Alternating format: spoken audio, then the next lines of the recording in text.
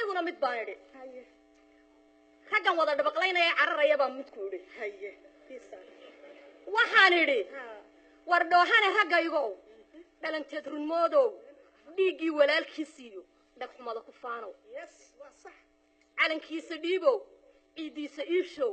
gabadhii uu dhalay iyo hooyadii ma dhaafo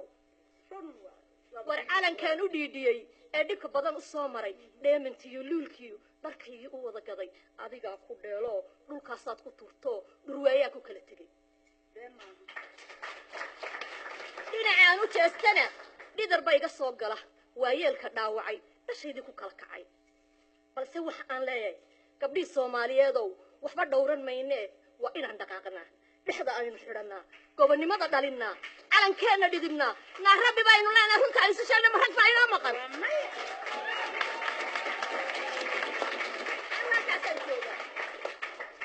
waxaan anigu ku iri ragga oo ragow kuwa cararaya iyo kan fadhiya iyo kan taagan iyo kan dhalanteedka haystaba ku iri iyo midka madfaca ridaya guryahayaga gubaya anoon garasho dheer qabin garaadkaygu dumar yahay ragow kula gartaya garo gargaarkaad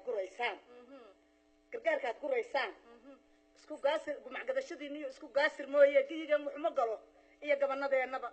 sax garabkaan maqlaynana meel gaara ma ahana waayaan gumaadnaa waa runta ehelkaad ku faantaan aaya looma wacayo waa aaga ii gala allah run badanaa kolkii uu rafaad dhaco xabaddu isku riintana waa rayidka baabi'i dema wax kalaba jiraba ragow maad heshiisaan rabbigii ka yaabtaan ma rafaad ka daysaan oo dhibkama iska daysaan raggii garasho dheer qabay giyigana u talin jiray gobonnimo nafta u huray mar horuu god wada galay taas waaba wax dhalo oo la mari karin midaan garasho dheer qabin ama gabal ka maqan yahay ama lug baa go'an ama gacan baa go'an ama il baa go'an ila yaga isleey midaan garasho dheer qabin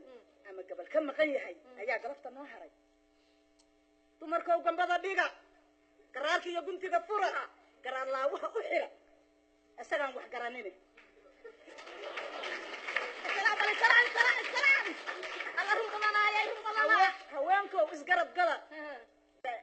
haweenkow isgarab gala rabbigayha in la jiro ra'yigiina kaashada gayigaanu leenahay gabanada badbaadiya yaan cadowgu naga dhicin yaan gumaysi naga dhicin gurigana ka wada xidha waaba laga xiran adiga guriga furiyaysaa albaabada dhan waa in laga xidho kaa hore iyo ka dambe iyo ka dhexe iyo ka kulli ka laga wada xidho